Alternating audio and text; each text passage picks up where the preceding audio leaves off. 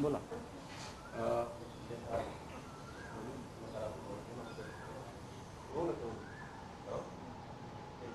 राऊतसाहेब, गृहमंत्री अनिल देशमुख यांनी मुख्यमंत्र्यांना एक पत्र लिहिलं आहे की त्यात त्यांनी असं म्हटलं की परमबीर सिंग यांनी त्यांच्यावर जे काही आरोप केले त्या प्रकरणाची चौकशी होऊन द्या. दूध का दूध, पाणी का पाणी व्हायला पाहिजे, समोर आलं पाहिजे. आणि सोबत त्यांनी हे म्हटलं की सत्यमेव जयते असं त्यांनी स्पष्ट म्हटलं.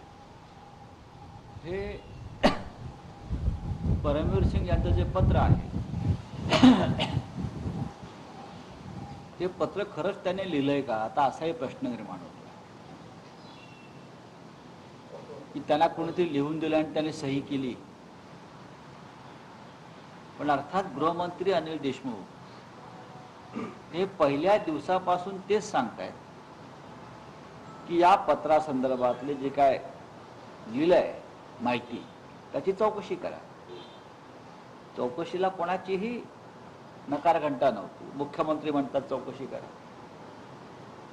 गृहमंत्री अनिल देशमुख म्हणतात चौकशी करा, आम्ही सगळे म्हणतोय चौकशी करा. फक्त विरोधी पक्ष नेते म्हणतात चौकशी नको, आधी फाशी द्या.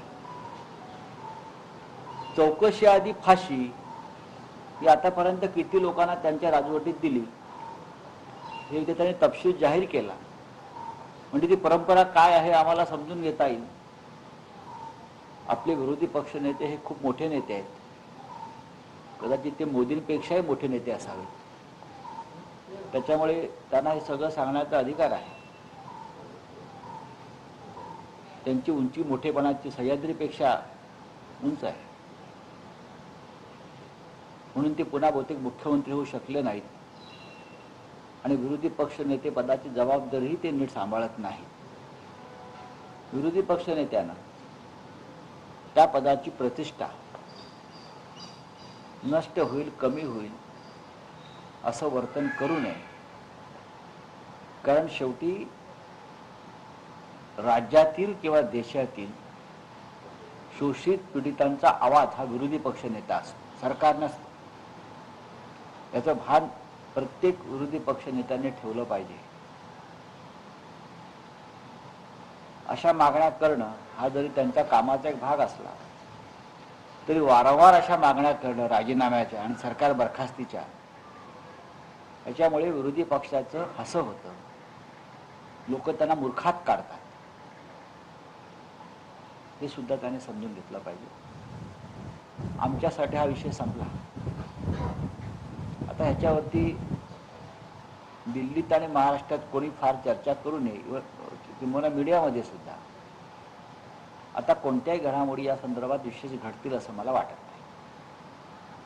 राऊत साहेब, पण जर चौकशी व्हायची असेल, चौकशी करतील ना. नाही तर पण मंत्र्यांनी त्या चौकशी काळापुरतं तरी आपल्या पदावरून बाजूला व्हावं की नाही, अशी परंपरा नाही. निपक्षपाती चौकशी जर व्हायची असेल, निपक्षपाती चौकशी अशी होऊ शकते. कोणी म्हटलं की पदावर असेपर्यंत निपक्षपाती चौकशी होणार नाही. जर निवृत्त उच्च न्यायालयाच्या न्यायमूर्तीकडून चौकशी झाली एखाद्या प्रकरणाची तर पदावरून राजीनामा देण्याची गरज नसते. आपल्याला आपल्या पद्धतीने चौकशी होत असते.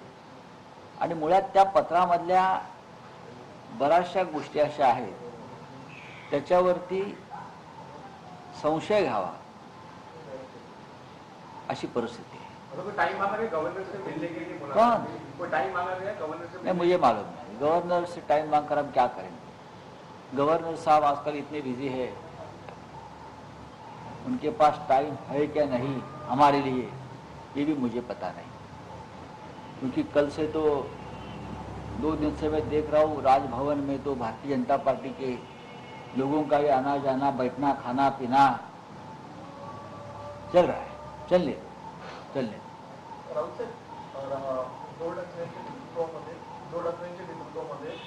राज्यपालांची भेट मुंबईमध्ये घेतली जाणार आहे का? काँग्रेसचे नेते असतील आणि राष्ट्रवादीचे नेते असतील. आता मुख्यमंत्री राज्यपालांना भेटणार की नाही हे मी इथे सांगू शकत नाही.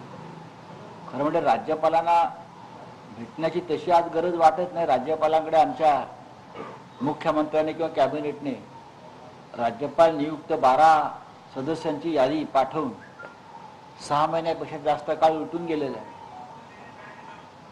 त्या 12 नावांचं काय झालं या संदर्भात राजभवनावरून खुलासा होणं गरजेचं. म्हणजे अभ्यास करतायत वगैरे ठीक आहे, त्यातून त्यांना काय PhD वगैरे मिळवायची आहे का वेगळ्या प्रकारची? ही घटनात्मक दृष्ट्या जी नावं आम्ही पाठवलेली आहे कॅबिनेटने 12 आमदारांची, ती जास्तीत जास्त काळ आपल्या मांडीखाली कशी दाबून ठेवता येतील त्या संदर्भात एखादा गिनीज बुक ऑफ वर्ल्ड मधला विक्रम करायचा आहे का आमच्या राज्यपालांना, हे सुद्धा आता आम्हाला अभ्यासाचा विषय आहे. मला कळत नाही की विरोधी पक्षनेते किंवा भारतीय जनता पक्षाचे लोक जेव्हा राज्यपालांना भेटतात तेव्हा राज्यपालांना ते 12 आमदारांच्या शिफारशीविषयी का प्रश्न विचारत नाही की राज्यपाल महोदय, की आम्ही तुमच्याकडे घटनात्मक प्रमुख म्हणून देतोय, महाराष्ट्र सरकारनं आपल्याकडे अमुक अमुक नावं पाठवली आहेत 12, त्या 12 नावांविषयी जर आपण काही निर्णय घेतला होईल म्हणजे तुमच्यावरचा विश्वास जनतेचा हा अधिक वाढेल. आज महाराष्ट्राच्या राज्यपालांची ज्या प्रकारची भूमिका सरकार संदर्भात घेतली आहे त्याच्यामुळे राज्यातल्या जनतेच्या मनात राजभवनाविषयी संभ्रम निर्माण झाला. शरद पवार सुप्रिया सुळेंनी एक महत्वपूर्ण असं ट्विट केलेलं आहे की त्यांनी सोनिया गांधींची या सर्व प्रकरणात चर्चा केलेली आहे, त्यांचा सल्ला घेतलेला आहे. काँग्रेसचा प्रेशर आहे का या सर्व प्रकरणामध्ये? याला जोडून सर, तुम्ही शरद पवारांना संयुक्त पुरोगामी आघाडीचा अध्यक्ष व्हावं अशा प्रकारची एक सूचना केली होती. काय नाही सूचना पाहिजे. म्हणजे सूचनेच्या नंतर काँग्रेसमध्ये नाराजी निर्माण झाली. याची नाराजी दूर करण्याकरता सुप्रिया सुळेंनी घेतलेली चर्चा आहे. हे तुमच्याकडे चुकीची माहिती आहे. काँग्रेसमध्ये काय नाराजी वगैरे नाही. तुम्हाला काँग्रेस पक्षातूनच अशा सूचना येतात आमच्याकडे. UPA अधिक मजबूत व्हायला पाहिजे ही काँग्रेस पक्षातला अनेक प्रमुख लोकांची भूमिका आहे. किंबहुना ती सोनिया गांधींची सुद्धा भूमिका असू शकते. सोनिया गांधींनी प्रदीर्घ काळ UPAचं नेतृत्व अत्यंत खंबीरपणे केलेलं आहे. पण आपण सध्या पाहता की सोनियाजींची तब्येत सुद्धा बरी नसते. देशातल्या घडामोडी वेगळ्या प्रकारे सुरू आहे. अशा वेळेला UPAचं नेतृत्व हे काँग्रेसच्या बाहेरच्या नेत्याने करावं ही सगळ्या अनेक राज्यातल्या प्रादेशिक पक्षांची मागणी आहे, भूमिका आहे. आज UPA ही अत्यंत विकलांग अवस्थेत आहे.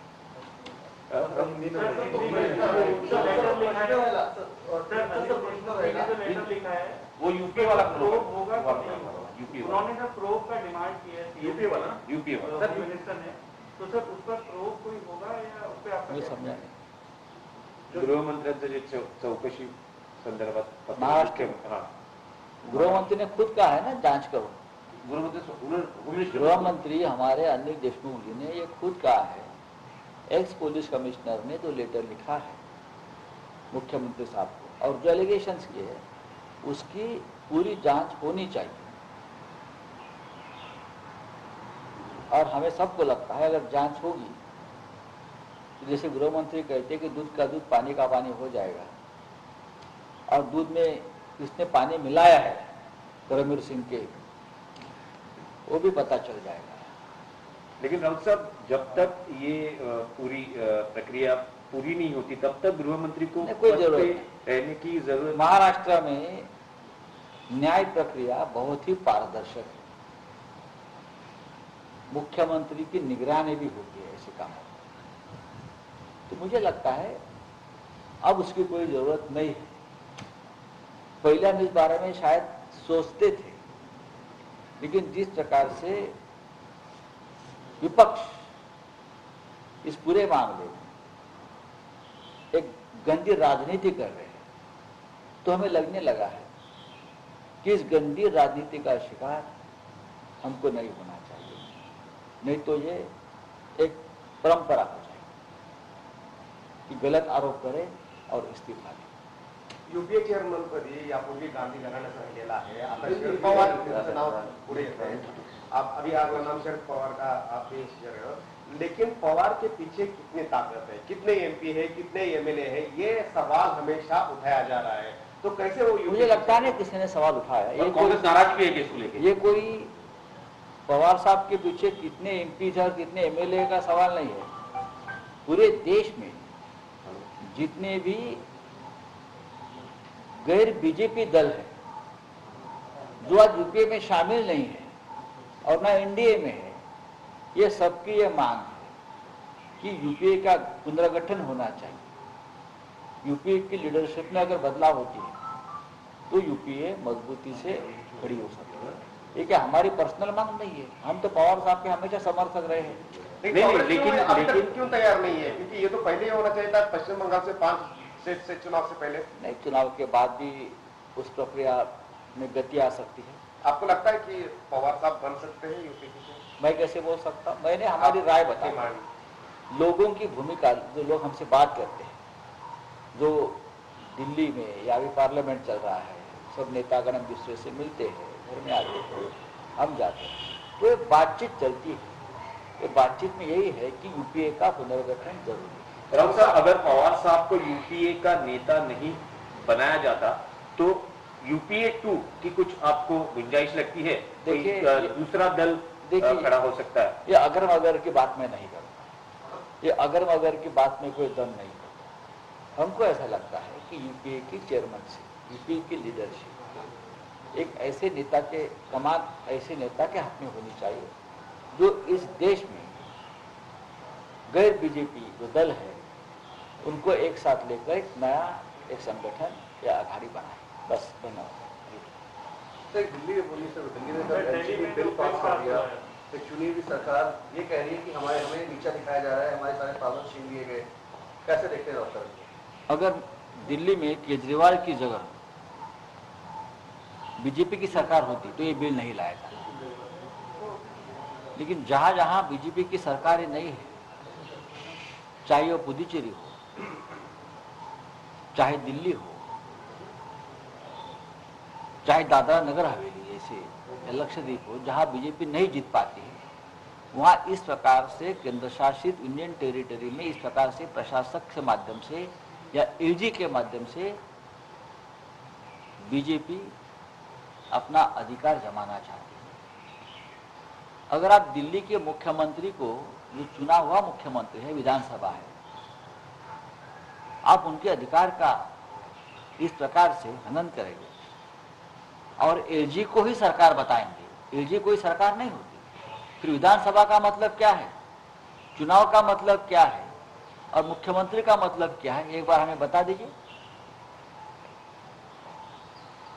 एक जमाने में भारतीय जनता पार्टी की यह मांग रही है कि दिल्ली को संपूर्ण प्रदेश का दर्जा दिया जाए।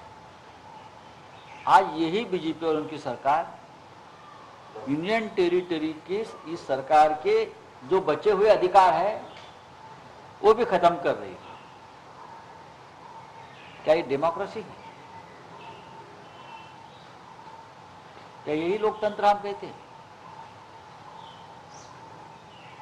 दिल्ली जैसे प्रदेश, देश की राजधानी का प्रदेश है, वहां लॉ एंड ऑर्डर हो या और कोई मसले है, वो तो केंद्र सरकार के पास ही होते हैं।